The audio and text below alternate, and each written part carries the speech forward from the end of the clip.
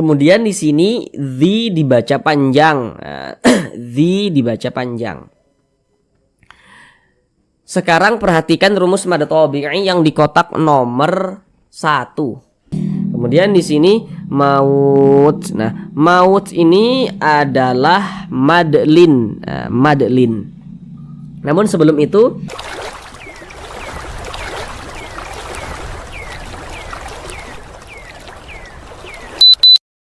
Assalamualaikum warahmatullahi wabarakatuh.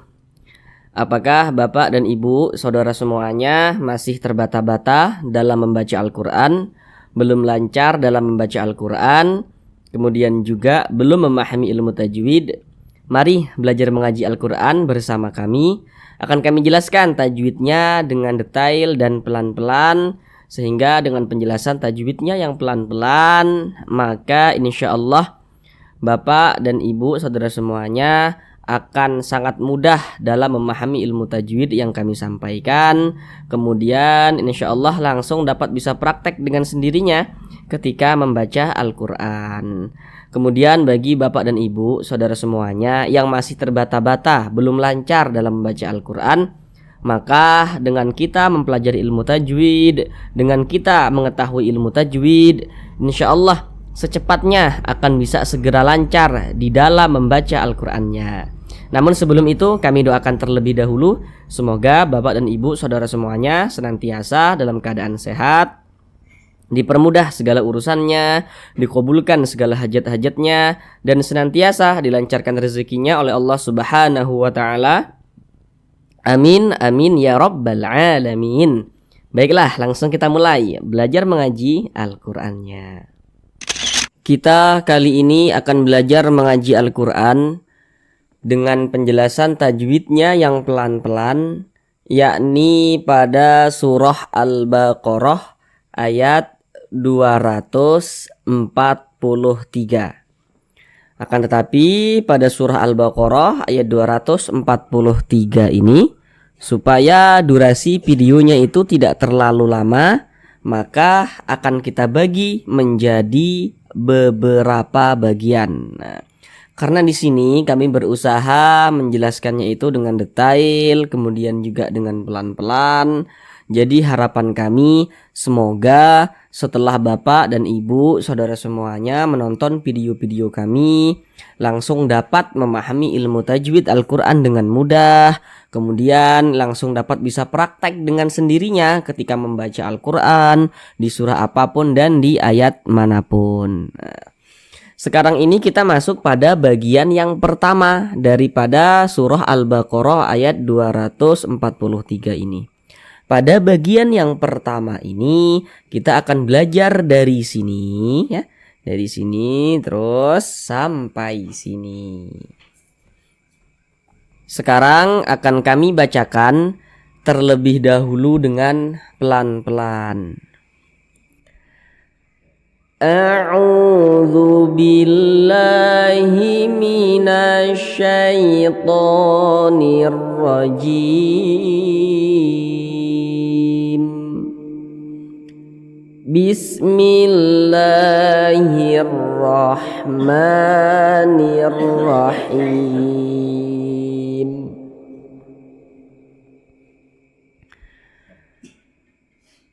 Alam tara ilal ladzina kharaju min diyarihim wa hum ulufun hadaral maut. Sekarang mari kita bahas tajwidnya dengan pelan-pelan. Namun seperti biasa ada beberapa hal yang kami sampaikan di awal supaya nanti lebih memudahkan Bapak dan Ibu saudara semuanya dalam memahami penjelasan ilmu tajwid yang kami sampaikan. Yang pertama, kalau nanti kami katakan huruf sebelumnya, maka yang kami maksud adalah huruf yang berposisi sebelah kanan daripada suatu huruf. Kemudian kalau nanti kami katakan huruf setelahnya, Maka yang kami maksud adalah huruf yang berposisi sebelah kiri daripada suatu huruf. Baik, di sini yang pertama ada huruf mim sukun. Alam tara ilal ladzina kharaju. Di sini ada huruf mim sukun. Ini huruf mim. Tanda sukun itu seperti ini. Huruf sukun itu biasa disebut juga dengan huruf mati. Jadi nanti kalau ada yang mengatakan ini huruf sukun, oh ini huruf mati, itu maksudnya sama saja. Jadi tanda huruf sukun atau tanda huruf mati itu seperti ini. Nah, ini huruf mim sukun, setelahnya adalah huruf ta. Nah, tadi kan sudah kami katakan kalau kami mengatakan huruf setelahnya berarti yang berposisi sebelah kiri daripada suatu huruf. Ini huruf mim sukun, sebelah kiri daripada huruf mim sukun, mana huruf setelahnya mana? Berarti yang di sebelah kiri mana dia huruf ta ini. Berarti ini huruf mim sukun, setelahnya adalah huruf ta. Atau huruf mim sukun yang berjumpa dengan huruf ta. Kita lihat di samping. Hukum mim sukun itu ada 3. Sekarang fokus yang di kotak nomor 3, yang izhar syafawi. Jadi setiap kali kita membaca Al-Quran, pokoknya setiap kita membaca Al-Quran, apabila berjumpa dengan huruf mim sukun, kemudian setelah huruf mim sukun itu bukan huruf ba, bukan huruf mim, maka semua hukumnya namanya izhar syafawi. Ini huruf mim, tanda sukun tuh seperti ini, huruf mim sukun atau huruf mim mati. Setelahnya di sini adalah huruf ta, bukan huruf ba, bukan huruf mim, maka hukumnya adalah izhar syafawi. Jadi nanti kalau kita membaca Al-Quran, apabila berjumpa dengan huruf mim sukun nih, setelahnya misalnya huruf ta, huruf lam, huruf ya, dan lain sebagainya, maka semua itu namanya izhar syafawi. Terkecuali nanti ada huruf mim sukun, setelahnya adalah huruf ba yang di kotak nomor 1 itu, ikhfa syafawi. Ada huruf mim sukun, setelahnya adalah huruf mim yang di kotak nomor 2 itu komimi. Tapi kalau ada huruf mim sukun tidak berjumpa dengan huruf ba, tidak berjumpa dengan huruf mim, ya. Mim sukunnya itu seperti ini, tidak berjumpa dengan huruf ba, tidak berjumpa dengan huruf mim, atau huruf mim sukunnya itu setelahnya itu bukan huruf ba, bukan huruf mim, maka semua hukumnya namanya izhar syafawi. Karena dia izhar maka dibaca jelas, dia tidak berdengung, baca pendek saja. Alam tara ilal ladzi, alam tara ilal ladzi. Jangan dibaca alam tara, lamnya itu jangan dipanjangkan, pendek saja. Alam tara ilal ladzi, begitu. Kemudian di sini ada huruf ra. Huruf ra ini dia memiliki tanda baca fathah. Ini baris 1 ke atas ini namanya tanda baca fathah atau harokat fathah. Huruf ra di atasnya ada tanda baca fathah atau harokat fathah. Nah, maka ini huruf ra-nya dibaca tabkhim, dibaca tebal, sehingga pangkal lisan kita itu ketika mengucapkannya itu naik terangkat ke atas. Nah, ditebalkan huruf ra-nya itu. Alam tara tara tara ilal ladzi, ya, seperti itu. Kemudian di sini ada hukum alif lam syamsiyah.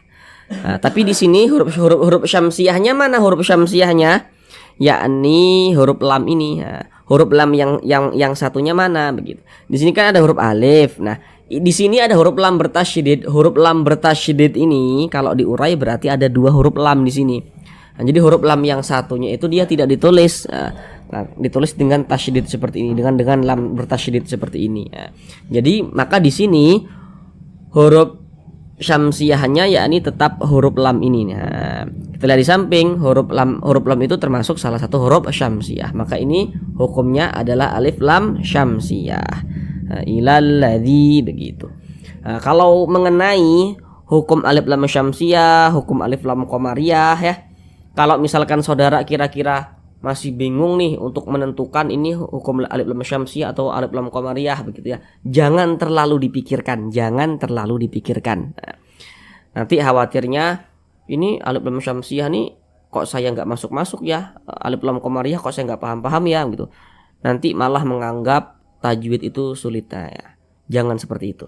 Jadi mengenai hukum alif lam syamsiyah, hukum alif lam qamariyah itu sebenarnya yang terjadi di lapangan banyak kita temui orang-orang membaca Al-Quran, membaca hukum alif lam syamsiyah, membaca hukum alif lam qamariyahnya itu benar, tapi dia tidak tahu ini alif lam syamsiah kah, ini alif lam qamariyah, dia tidak tahu. Tapi cara membacanya betul, cara membacanya bisa seperti itu.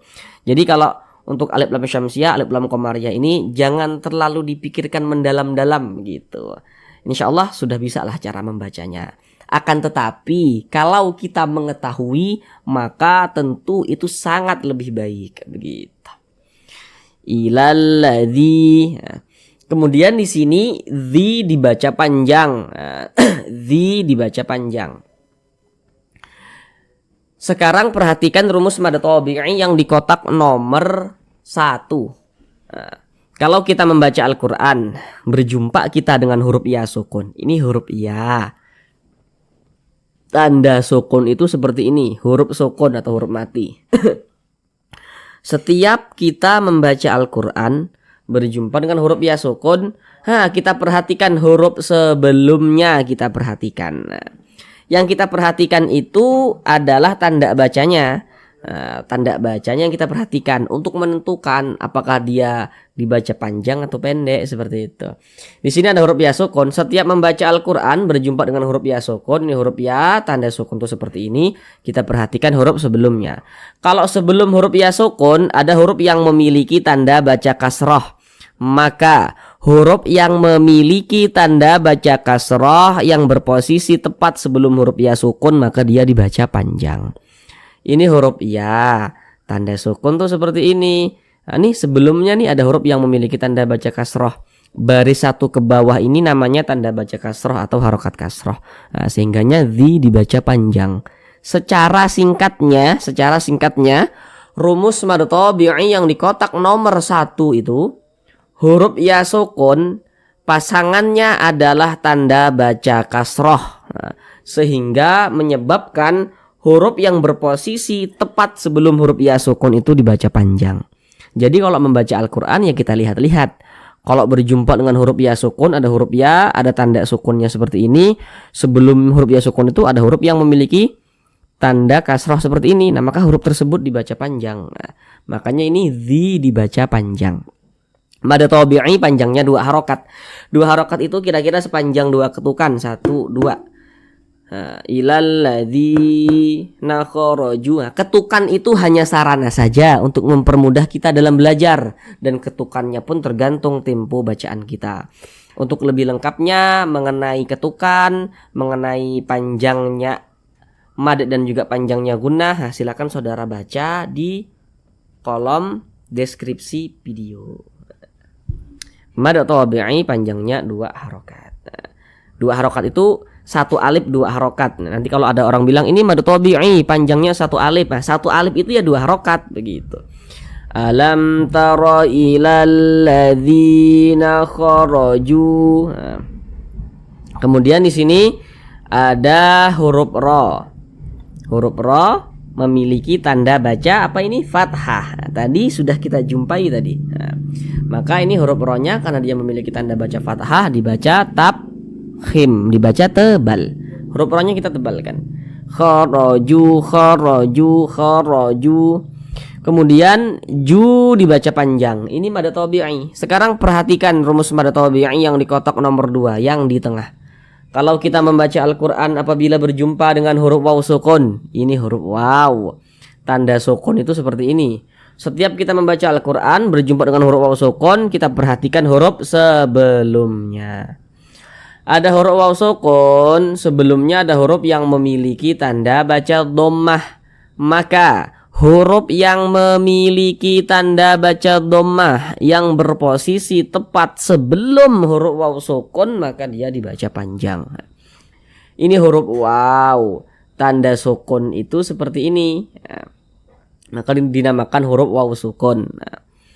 Kemudian sebelumnya nih ada huruf yang memiliki tanda baca dhammah. Ini namanya tanda baca dhammah nih atau harokat dhammah. Nah, jadi kalau membaca Al-Qur'an kita lihat-lihatlah. Kalau ada huruf waw sukun, ada huruf waw, ada tanda sukunnya. Sebelumnya ada tanda seperti ini tanda baca dhammah. Nah, maka huruf yang memiliki tanda baca dhammah tersebut dibaca panjang.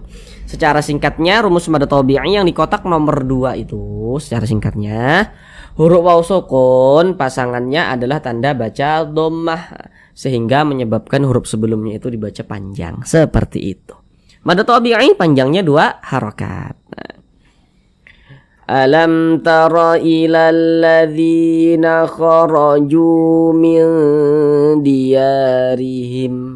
Di sini ada huruf nun sukun, setelahnya adalah huruf dal atau huruf nun sukun yang berjumpa dengan huruf dal. Ini huruf nun, tanda sukun tuh seperti ini, setelahnya adalah huruf dal. Namun sebelum itu perhatikan dulu di samping.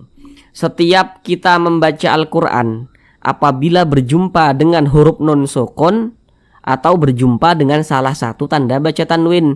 Tanda baca tanwin itu bentuknya ada 3 tuh. Yang nomor 1 baris 2 di atas huruf, nah itu fathatain.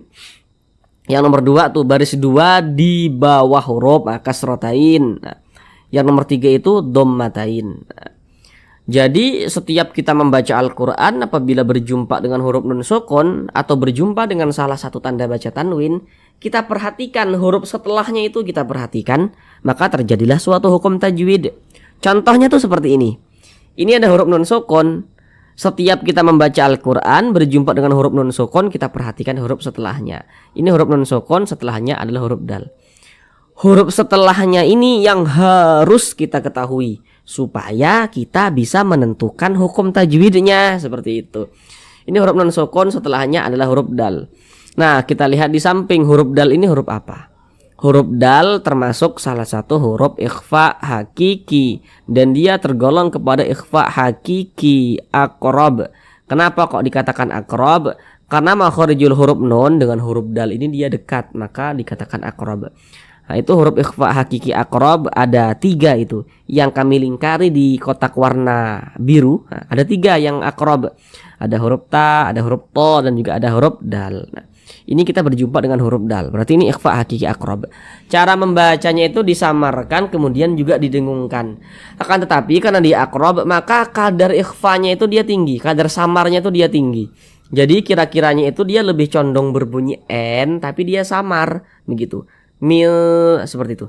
Mil, jangan dibaca ming dia, jangan, tapi dibaca mil diyarihim. Kemudian didengungkan atau digunahkan. Jadi maksudnya dengung dengan gunnah itu sama saja. Jadi suaranya itu kita tahan, kita panjangkan sejenak. Mil, di bagian milnya itu yang kita tahan, kita panjangkan. Mil, nah kita tahan, kita panjangkan. Mil dia, nah, seperti itu. Mil dia rihim, kita tahan, kita panjangkan sejenak.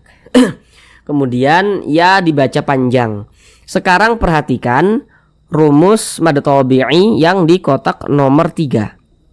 Kalau kita membaca Al-Qur'an berjumpa dengan huruf alif. Nah, ini huruf alif nih. Ini huruf alif yang disambung dengan huruf ya. Kita membaca Al-Qur'an berjumpa dengan huruf alif, kita perhatikan huruf sebelumnya. Ada huruf alif, sebelumnya ada huruf yang memiliki tanda baca fathah. Maka huruf yang memiliki tanda baca fathah yang berposisi tepat sebelum huruf alif dia dibaca panjang. Nah, ini huruf alif. Sebelumnya nih ada huruf yang memiliki tanda baca fathah. Nah, maka huruf tersebut dibaca panjang. Jadi secara singkatnya rumus mad tabi'i yang di kotak nomor 3, huruf alif pasangannya adalah tanda baca fathah, sehingga menyebabkan huruf yang berposisi tepat sebelum huruf alif itu dibaca panjang. Nah, makanya ini ya dibaca panjang. Ini ada alif nih, kemudian sebelum huruf alif nih hurufnya memiliki tanda baca fathah nih. Nah, baris 1 ke atas nih tanda baca fathah atau harokat fathah, sehingganya ya dibaca panjang. Mad tabi'i panjangnya 2 harokat. Mil diyarihim. Kemudian di sini ada huruf roh memiliki tanda baca kasroh. Baris 1 ke bawah ini namanya tanda baca kasroh atau harokat kasroh. Huruf roh yang memiliki tanda baca kasroh maka dia dibaca tipis, dibaca tarkik, dibaca tipis. Sehingga pangkalisan kita itu tidak naik terangkat ke atas. Huruf rohnya kita tipiskan. Mil diyarihim, rihim, nah, tipis. Kemudian di sini ada huruf mem sukun. Ini huruf mem, tanda sukun tuh seperti ini. Setelahnya adalah huruf waw.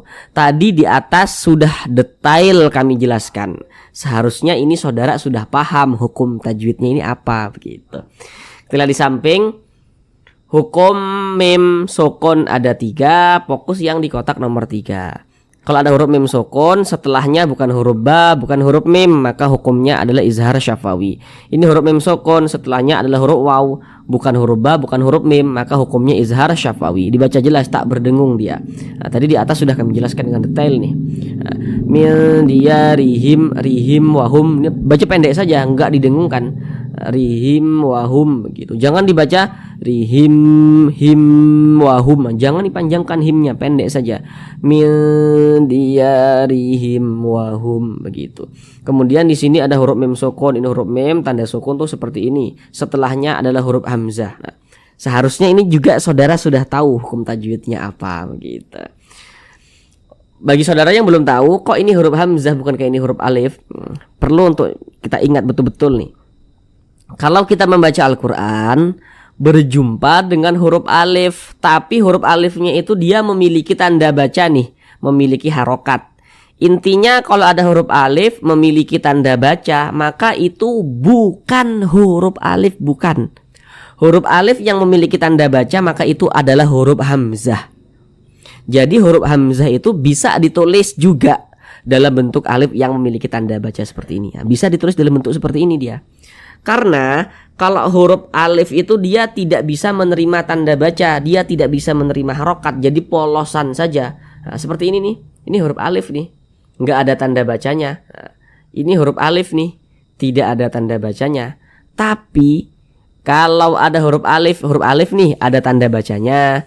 Ini huruf alif nih, di atasnya ada tanda bacanya. Ini huruf alif nih, di bawahnya ada tanda bacanya. Ini huruf alif nih, ada tanda bacanya. Huruf alif yang memiliki tanda baca maka itu bukan huruf alif, tapi dia adalah huruf hamzah. Nah, makanya ini mim sukun setelahnya adalah huruf hamzah. Kita lihat di samping. Nah, masih di kotak yang nomor 3 ada huruf mim sukun setelahnya bukan huruf ba, bukan huruf mim. Ya hukumnya adalah izhar syafawi. Ini huruf mim sukun setelahnya huruf hamzah, bukan huruf ba, bukan huruf mim, maka hukumnya izhar syafawi. Baca jelas, tak berdengung dia. Jadi humnya itu kita baca pendek. Wahum ulu, jangan dibaca wahum ulu, wahum hum ulu, jangan. Pendek saja. Wahum ulu seperti itu. Kemudian lu dibaca panjang. Sekarang perhatikan lagi rumus mad tabi'i yang di kotak nomor 2 yang di tengah. Kalau kita membaca Al-Quran berjumpa dengan huruf waw sukun, ini huruf waw tanda sukun tuh seperti ini. Sebelum huruf waw sukun ada huruf yang memiliki tanda baca dhammah, maka huruf tersebut dibaca panjang. Nah, tadi di atas juga sudah detail kami jelaskan, sehingganya lu dibaca panjang. Ini ada huruf waw tanda sukun tuh seperti ini. Sebelum huruf waw sukun ada huruf yang memiliki tanda baca dhammah. Nah, maka huruf yang memiliki tanda baca dhammah yang berposisi tepat sebelum huruf waw sukun dibaca panjang. Mad tabi'i panjangnya 2 harokat.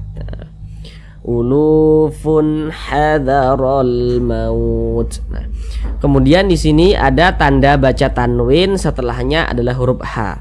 Tadi sudah kami ingatkan tadi di awal. Setiap kita membaca Al-Quran, apabila berjumpa dengan huruf nun sukun atau berjumpa dengan salah satu tanda baca tanwin, kita perhatikan huruf setelahnya itu huruf apa. Terjadilah hukum tajwid. Ini tanda baca tanwin nih, setelahnya adalah huruf H. Kita lihat huruf H ini huruf apa, supaya kita bisa menentukan hukum tajwidnya itu apa. Huruf H termasuk salah satu huruf izhar halqi, maka tanwin berjumpa dengan huruf H hukumnya izhar halqi. Karena dia izhar maka dibaca jelas, tidak berdengung. Maka funnya ini dibaca jelas. Kemudian tak berdengung, jadi dibaca pendek saja. Wahum ulufun hadaral maut. Nah, seperti itu. Jangan dibaca fun wahum ulufun. Nah, funnya jangan dipanjangkan, jangan, pendek saja. Wahum ulufun hadaral maut. Nah, seperti itu. Kemudian huruf ra memiliki tanda baca fathah. Nah, tadi sudah kita jumpai beberapa nih di atas. Maka huruf ra-nya dibaca tabkhim, dibaca tebal. Nah, pangkal lisan kita naik terangkat ke atas, ra-nya kita tebalkan. Hadaral maut. Nah, seperti itu. Kemudian di sini ada huruf alif, lam, setelahnya adalah huruf mim. Nah, jadi kalau kita membaca Al-Quran, apabila berjumpa dengan huruf alif, lam, kita perhatikan huruf setelahnya itu huruf apa begitu. Ini huruf alif, lam. Setelah huruf lam di sini huruf apa harus kita perhatikan. Nah, cuman tadi yang di atas ini huruf lam yang satunya itu dia tidak ditulis. Nah, maka kita harus paham. Kalau ini kita lebih mudah mengamatinya kalau yang ini. Nah, karena di sini huruf lamnya itu ditulis. Jadi mudah kita amatinya. Setiap kita membaca Al-Qur'an berjumpa dengan huruf alif, lam ya, letaknya jajar seperti ini. Kita perhatikan setelah huruf lam itu huruf apa, atau huruf alif, lam berjumpa dengan huruf apa. Di sini huruf alif dan lamnya ini berjumpa dengan huruf mim, atau huruf alif dan lamnya ini setelahnya adalah huruf mim. Kita lihat di samping, huruf mim termasuk salah satu huruf qamariyah. Maka alif lam berjumpa dengan huruf mim hukumnya adalah alif lam qamariyah, karena huruf mim ini huruf qamariyah. Maka huruf lamnya dibaca jelas. Terbaca dengan jelas huruf lamnya. Hadza rol terbaca dengan jelas. Makanya alif lam qamariyah itu biasa disebut juga dengan izhar qamariyah. Jadi nanti kalau ada yang mengatakan ini izhar qamariyah, ini alif lam qamariyah, jangan bingung, itu maksudnya sama saja dia begitu. Kemudian di sini maut. Nah, maut ini adalah madlin, madlin. Namun sebelum itu di sini perlu kita ketahui ya, kalau kita membaca Al-Qur'an ya, berjumpa dengan huruf waw sukun. Ini huruf waw tanda sukun tuh seperti ini. Nah, kalau kita membaca Al-Qur'an berjumpa dengan huruf waw sukun, ini huruf waw tanda sukun tuh seperti ini. Sebelum huruf waw sukun ada huruf yang memiliki tanda baca fathah. Huruf waw sukun, ini huruf waw tanda sukun tuh seperti ini.